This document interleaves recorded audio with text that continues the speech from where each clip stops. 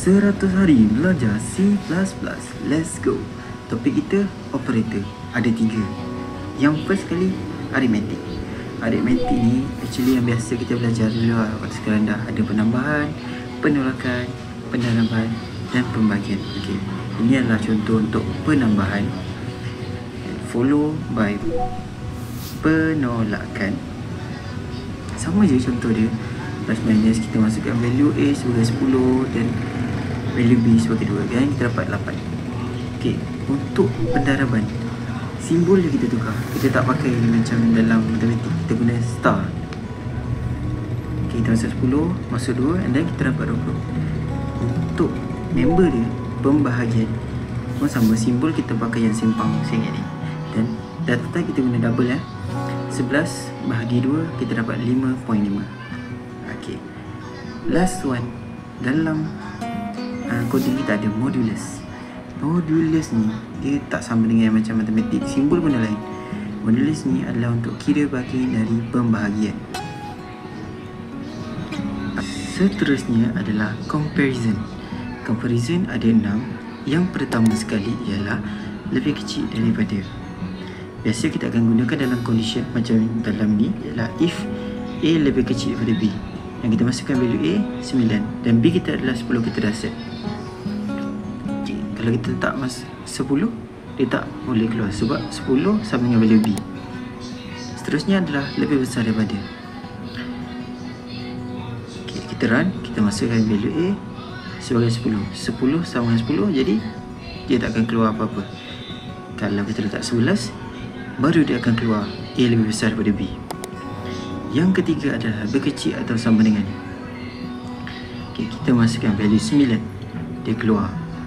Kalau kita masukkan value 10, dia keluar juga.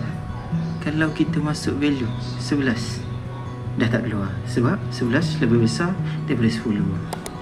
Seterusnya adalah lebih besar daripada atau sama dengan. Okay, kita tukar formula dia dulu. Okay, kita tukar dia punya komen. Bukan komen, tapi dia punya output. Okey, kita run. Kita masukkan value 9. Okey, 9. Alright, tak keluar apa. Kalau kita masuk 10, sepatutnya keluar. Okey, betul keluar. Kalau kita masuk 11, mesti keluar juga. Okey, mantap. Okey, yang kelima adalah sama dengan. Dia kalau kita pakai satu je, itu bermaksud kita memberi nilai. Contoh A sama dengan B, dia akan memberi nilai B tu sebagai A. Kalau kita dalam 2, itu kita nak check antara A dengan B tu sama tak. Macam tu. Yang sekali adalah tak sama. Kalau macam ni, kita letak value 10 dan B adalah 10, jadi dia sama, jadi dia akan keluar. Kalau kita letak 11, tak sama, dia akan keluar. Okay, mantap.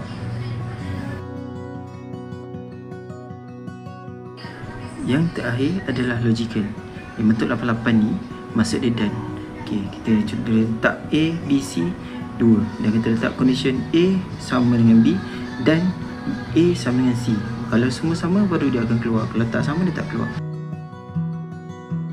Yang double panjang ni, palang panjang ni, maksudnya O atau